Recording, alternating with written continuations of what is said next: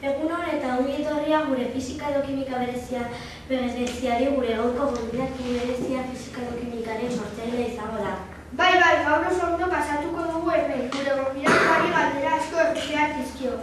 Baina gure elkarrizketa hori baino lehen, fisika edo kimika bestia nahi baduzue,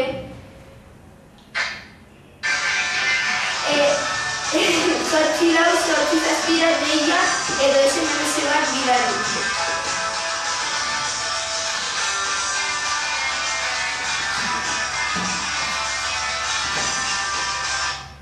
Eta orain txalo handi bat gure gonbidatuari. Zer moduz? Ongi, hainbeste antolatu behar. Bueno, ez hain diguzun nolakoa den fisika edo kimikaren sortzailea izatea. Bueno, oso gogorra da naiz eta irudi famatuak izatea. Asko grabatu behar, baina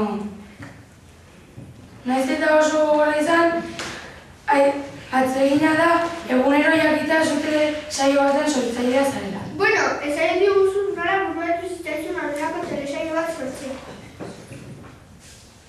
Irudikatu nahi nuen nolakoa da oraingo adoleszentzia.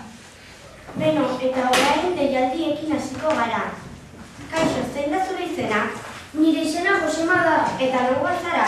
Madrietik nator. Bueno, ez hain diguzun zer nahi duzun galdetu. Noiz bukatuko den 3. temporada eta noiz hasiko den 4. Hurrengo urteko apirilaren 22.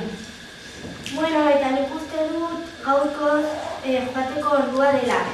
Bueno, bai, hurrengo arte. Bueno, pentsatzen handi uste dut Josema zerbait gehiago galdetu nahi zuela gure gaurko gonbidatu bereziari. Bai, baina nire nahi bizkiarena. Kaixo, Josemari, zer modu zaude?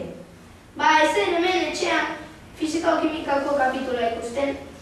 Beno, ongi, eta zer galdetu nahi zenion gure gonbidatuari? Egia esaterako ezen. Bakarrik nahi dut nire nahia denbora gutxiagoa egotea zuekin. Joe, Josemari, zu bete fastidiatzen eta irratia baita ere. Hau amari izango diot eta pleirik gabe geratuko zara. Bueno, ordenagailu dut. Ja, baina internet kendu dizut. Bueno, untzuleo, guztien interesakia bukatu dela.